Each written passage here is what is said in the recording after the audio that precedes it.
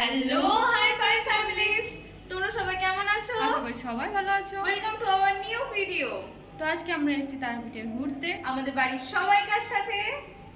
চলো, ইন্ট্রোটা দিতে তো ভুলে গেছিলাম, তাই ইন্ট্রোটা এখানে এসে দিয়ে নিলাম। তোমরা অবশ্যই ব্লগটা পুরোটা চেক করো। তো চলো যাওয়া যাক। আমরা আগের দিন রাতে সব প্যাকিং কমপ্লিট করে রেখে দিয়েছিলাম পরের দিন ভোরে বেরোবো বলে। ভোর 3টের সময় উঠে রেডি হয়ে বেরোলাম।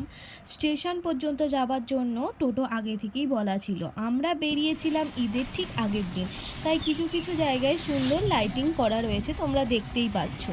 আমরা পান্ডুয়া পৌঁছে দেখলাম যে ট্রেনটা ধরবার কথা সেটা আগেই চলে গেছে, তাই স্টেশনে অনেকক্ষণ অপেক্ষা করছিলাম নেক্সট ট্রেনটা ধরবো বলে।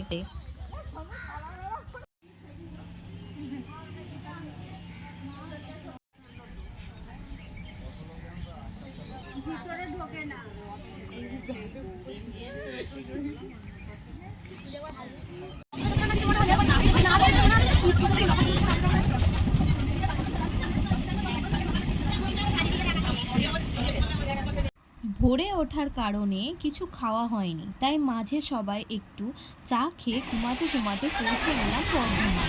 আমরা ছিলাম মোট 14 জন। বর্ধমানে নামার আগে থেকেই ট্রেন দাঁড়িয়েছিল। আমরা নেমেই তাড়াহুড়ো করে ট্রেন ধরলাম। আমরা দেরিতে পৌঁছানোর জন্য সিট পাইনি। অবশেষে অনেক খুঁজে খুঁজে একদম শেষে রিজার্ভেশনের কামরায় সিট পেয়েছিলাম। আমরা 35 টাকার টিকিট কেটে রিজার্ভেশনের মতো সিটে বসে আরাম করে পৌঁছে গেছিলাম রামপুরহাট জংশন।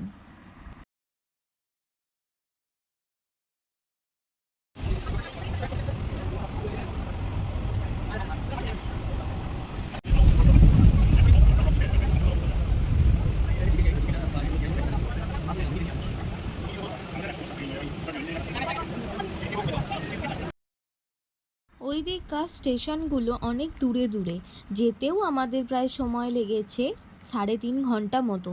ওই দিকে জমিতে দেখছি গম বেশ ভালোই চাষ হয়। বেশি দৃষ্টি আকর্ষণ করেছে ওই দিককার মাটির দোতলা বাড়িগুলো। দেখতে দেখতে আমরা পৌঁছে গেলাম বোলপুর স্টেশন। সবথেকে সুন্দর লেগেছিল স্টেশনের গায়ে আঁকা ছবিগুলো।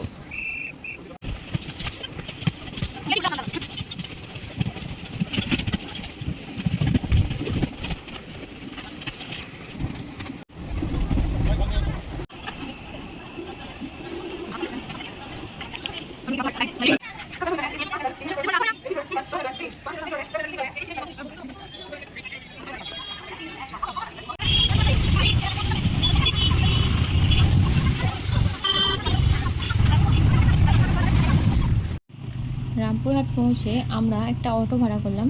অটোতে করে সবাই মিলে তারাপীঠের গেট পেরিয়ে 5-7 মিনিটের মধ্যে আমরা তারাপীঠ পৌঁছে গেলাম।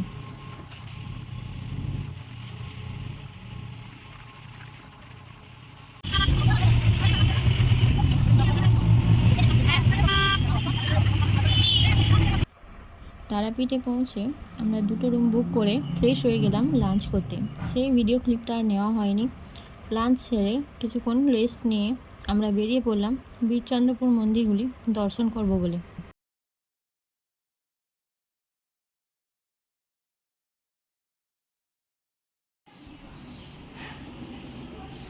এই রুমে তো সবাই রেডি বেরোবার জন্য, কিন্তু পাশের রুমে এখনও সবাই রেডি হয়ে উঠতে পারেনি।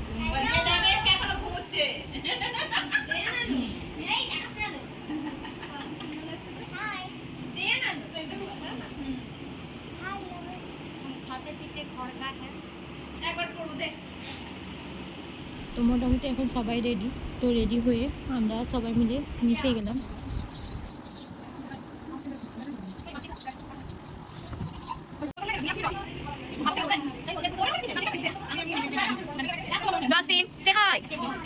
এরপরে স্ট্যান্ডে গেলাম, একটা গাড়ি ভাড়া করা হলো।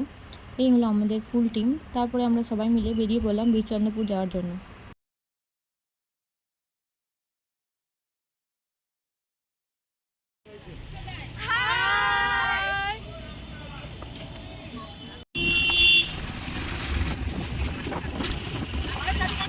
বীরচন্দ্রপুরে গিয়ে প্রথমে আমরা বাঁকারায়ের জানুকুণ্ড আশ্রমে পৌঁছালাম। জানুকুণ্ড দর্শন করে আমরা পৌঁছালাম মূল আশ্রমে। আশ্রমের গেটটা অনেক সুন্দর ছিল। আশ্রমটা বাইরে থেকে ভিডিও নেওয়া হয়েছিল, কারণ ভিতরে ফোন বা ক্যামেরা কিছু ব্যবহার করার নিয়ম ছিল না। আমরা নিয়ম মেনেই আশ্রমের ভিতরে কোনো ক্যামেরা ব্যবহার করিনি। আশ্রমটা ছিল অনেক বড়। আশ্রম থেকে বেরিয়ে আমরা চারপাশের মন্দিরগুলো একটু ঘুরে নিচ্ছিলাম।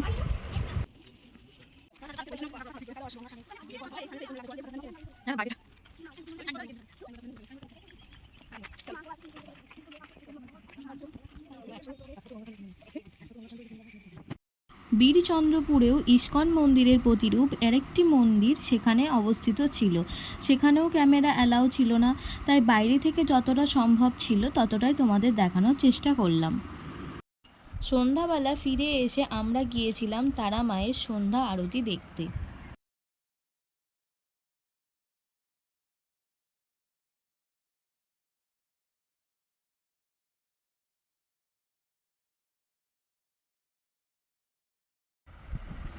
এতটাই ভিড় ছিল যে সরাসরি আরতি দেখার সুযোগ হয়নি, কিন্তু সেখানে একটি সুন্দর ব্যবস্থা ছিল। টিভির স্ক্রিনের মাধ্যমে আরতিটা সকলকে দেখার সুযোগ করে দেওয়া হয়েছিল। আমাদের সাথে তোমরাও দেখে নাও মায়ের আরতি। আরতিটা খুব সুন্দরভাবে দেখতে পেলাম টিভি স্ক্রিনের সাহায্যে।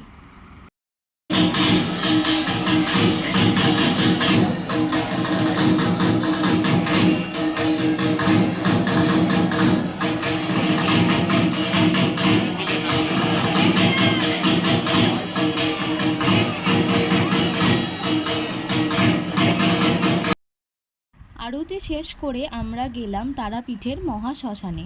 শ্মশানটা ছিল খুবই অন্ধকার। দোকানগুলোতে খালি একটা করে মোমবাতি জ্বলছিল। চারিদিকে বিভিন্ন যজ্ঞ চলছিল। শ্মশান দর্শন করে আমরা গিয়েছিলাম মায়ের শিলামূর্তি দর্শন করতে।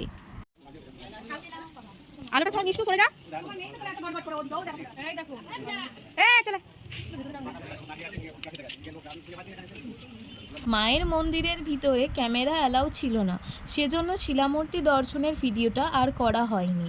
তো তারপর আমরা রাত্রিরে রুমে ফিরে গেলাম। পরের দিন সকাল সকাল উঠে আমরা গেলাম মায়ের পুজো দেওয়ার জন্য। আমাদের যাওয়ার আগে আমাদের মায়েরা ভোর 3টে থেকে লাইন দিয়ে দাঁড়িয়ে রয়েছে। ডালা নিয়ে আমরাও গিয়ে মায়েদের সাথে লাইনে দাঁড়ালাম। আস্তে আস্তে লাইন এগোতে থাকলো এবং আমরাও এগিয়ে গেলাম পুজো দেব বলে। ভীষণ লম্বা লাইন ছিল, তোমরা দেখতেই পাচ্ছ ভিডিওতে।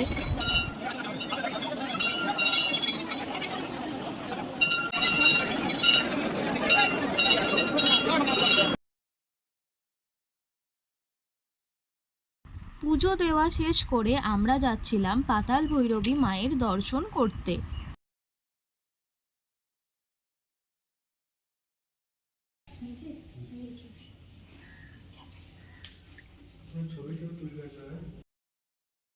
মায়ের দর্শন করে আমরা গিয়েছিলাম আটলাতে বামাখ্যাপার বাড়ি দর্শন করতে।